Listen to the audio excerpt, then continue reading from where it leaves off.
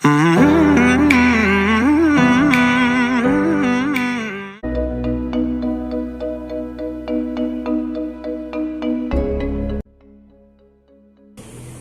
Ibu, selamat sore. Perkenalkan, nama saya Wahyu Ade Putra Pratama, biasa dipanggil Wahyu. Saya dari kampus Hijau Stikes Muhammadiyah Manado, jurusan S1 Keperawatan. Dan tujuan saya memohon ataupun meminta waktu kepada Ibu, yaitu untuk memenuhi tugas mata kuliah yang dosen berikan kepada saya, yaitu mata kuliah keperawatan keluarga. Dan di sini saya akan menjelaskan tahap perkembangan keluarga. Maaf sebelumnya, dengan Ibu siapa? Ibu Gita Roman. Biasa dipanggil Ibu Takapaha. Ibu Takapaha. Di sini saya akan menjelaskan mengenai tahap perkembangan keluarga. Di mana tahap perkembangan keluarga yaitu tahap-tahap yang akan dilalui ketika seseorang telah menjalin ikatan atau hubungan perkawinan, atau dalam tanda kutip hubungan pernikahan yang sah dan diakui oleh negara dan ataupun agama.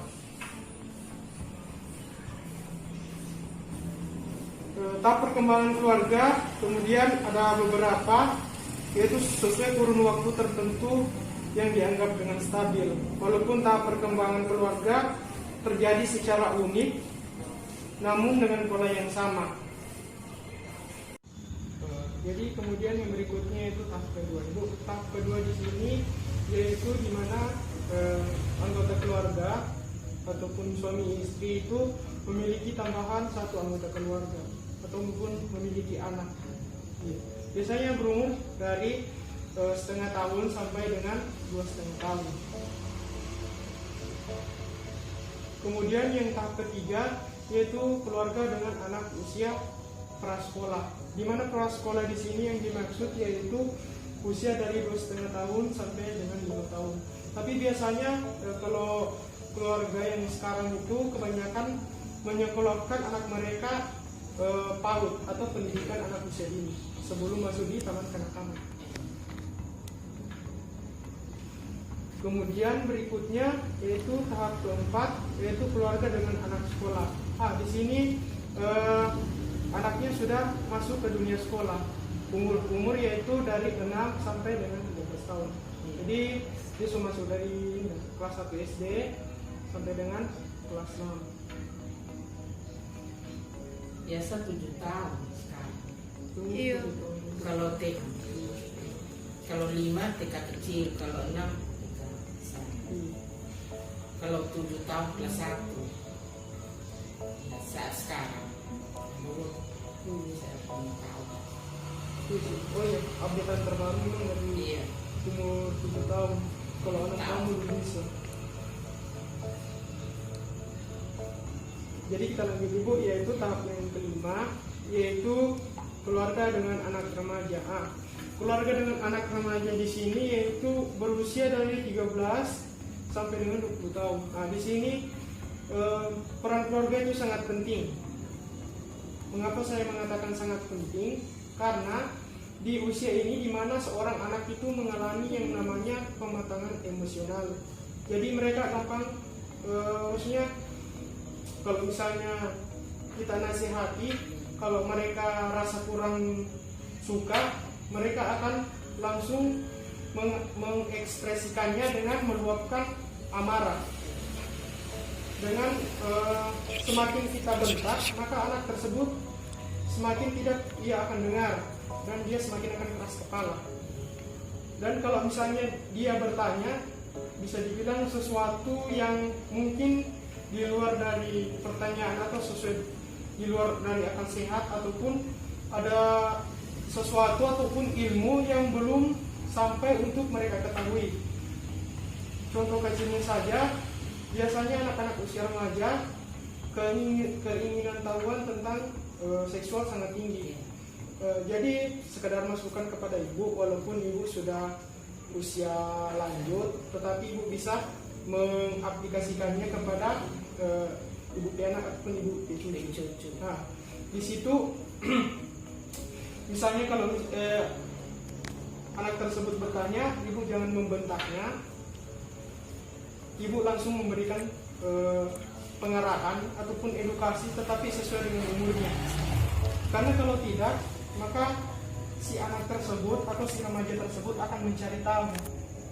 Akhirnya apa? Bisa terjadi hubungan yang tidak diinginkan atau tindakan yang tidak diinginkan. Kemudian yang berikutnya yaitu tahap ke-6.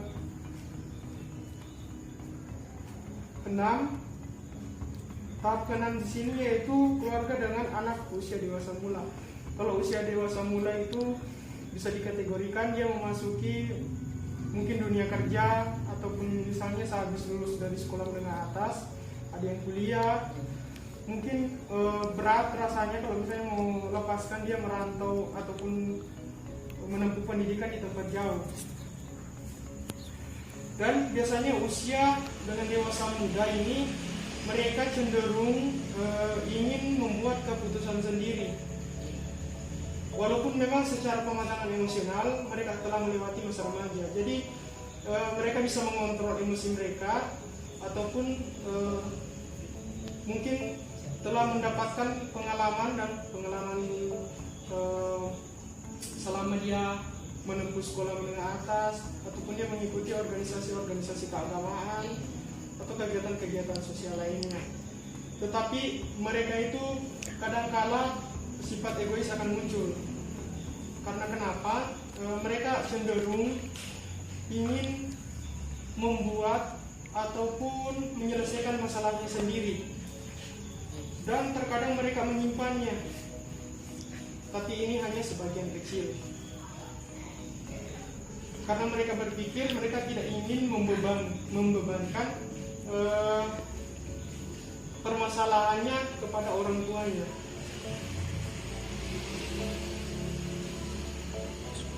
Kemudian selanjutnya itu keluarga dengan usia pertengahan atau di tahap ke-7. Di sini di mana si anak tersebut telah berusia sekitaran 16 ataupun sampai 18 tahun pensiun bagi seorang orang tua, dan anak-anak telah berusia sekitaran 30 tahun sampai dengan usia 40 tahun. Jadi di sini kadang-kadang mereka yang sudah menikah atau punya pekerjaan yang menetap, mereka punya penghasilan sendiri. Jadi setiap apa-apa permasalahan yang mereka hadapi ataupun sesuatu atau barang yang ingin dia miliki ataupun dia bisa mempertimbangkannya sendiri. Dan terkadang anak-anak di usia itu sering memberikan nasihat kepada orang tuanya, ataupun bisa dari segi kesehatan, misalnya ibu sehat-sehat di sana atau bagaimana keadaannya, apakah ibu telah men-check up ibu ke kesehatan di puskes atau di klinik secara berkala. Kemudian jadi yang terakhir yaitu yang ibu ke tahapan yang sekarang, lansia. Jadi sebelumnya saya akan jelaskan lagi bahwa di usia lansia itu atau masa pensiun, atau ada juga salah satu, maaf ibu sebelumnya pasangannya udah tidak ada lagi atau udah meninggal. Biasanya di sini di tahap lansia mereka telah melewati yang namanya problem atau masalah sosial, kemudian kematian dari ataupun ibu keluarga yang lain, atau maaf sebelumnya ataupun anggota keluarga ataupun ibu anak misalnya yang meninggal, ibu telah melewati semua itu. Jadi rasa sakit itu mungkin hanya sesaat, jadi ibu bisa mengikhlaskannya. Kemudian dari segi kesehatan, saya ingin menanyakan sebelumnya, Bu, apakah Ibu sering atau Ibu melakukan pemeriksaan kesehatan atau check up berapa kali sebulan atau berapa kali setengah tahun Ibu di klinik? 1 tahun. Tapi kalau asam urat, kolesterol, gula, tiap bulan. Tiap bulan. Bagus itu, Ibu. Soalnya kalau di tahap lansia itu orang awam katakan penyakit sudah komplikasi atau semua ada, dari asam urat, kolesterol, iya, darah darah tinggi, tinggi, gula, iya. semua ada di situ. Jadi per bulan itu. Iya. Sekali di 1 bulan 2 kali. Jadi di sini Ibu menjaga pola hidup sehat, misalnya bangun pagi-pagi, mengonsumsi makanan-makanan sehat ataupun makanan yang bisa membuat Ibu penyakit lebih beresiko lagi.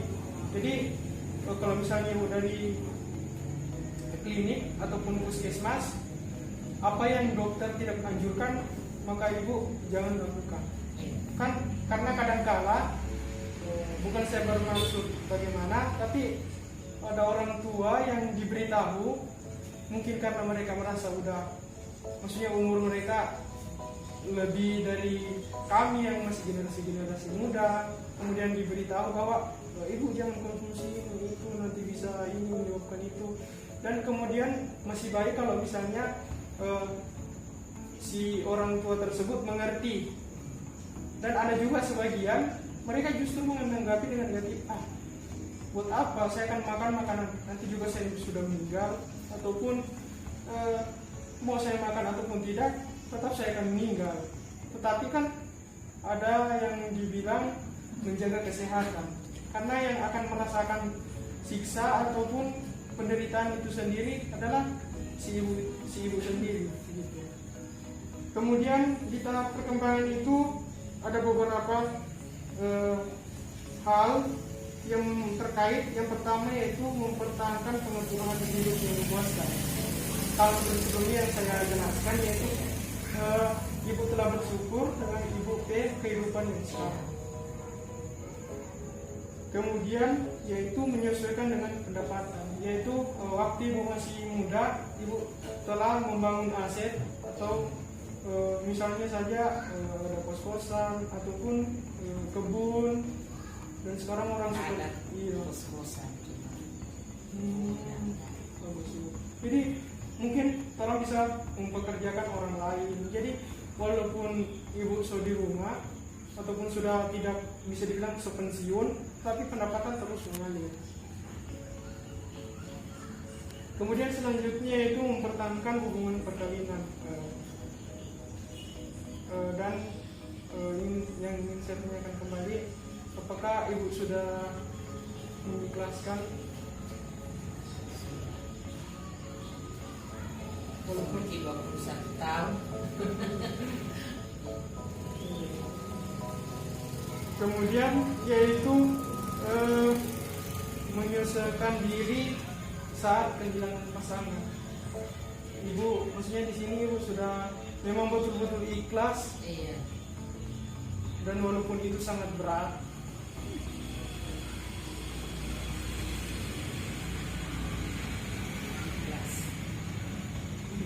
kemudian selanjutnya itu ikatan antar generasi. Apakah ibu masih menjaga silaturahmi dengan kemudian anak, dengan cucu, dan sering berkunjung di saat ada hari bayi ataupun misalnya ada hari ibu, itu telah membuat ibu cukup bahagia. Kemudian selanjutnya itu eksistensi, di mana ibu mempunyai pengaruh ataupun relasi di lingkungan, dan ibu bisa dibilang ibu dihormati ataupun dituakan di lingkungan. Apakah seperti itu, ibu? Jadi saya ingin memperjelas kembali, mohon ibu membacakan ulang ataupun apakah ibu di bisa menjelaskan ulang apa yang saya katakan sebelumnya, sesuai yang ada di buku. Apakah ibu sudah memahami? Dan saya memohon ibu membacakan dari poin pertama. Oke, sudah mengerti, masih ada pertanyaan? Sudah mengerti. Dari masa anak-anak sampai sekolah, remaja, muda, sampai kawin, sampai sudah lansia. Jadi mengerti sebenarnya. Dengan apa-apa yang ibu alami di masa usia lansia seperti itu? Yang pertama ialah mempertahankan pengaturan hidup yang memuaskan. Kedua, menyesuaikan dengan pendapatan. Ketiga, mempertahankan ikatan keluarga. Keempat, meneruskan untuk memahami eksistensi. Jadi dari beberapa poin tersebut ibu sudah memahaminya. Iya, Terima kasih atas waktunya ibu. sama-sama. Dan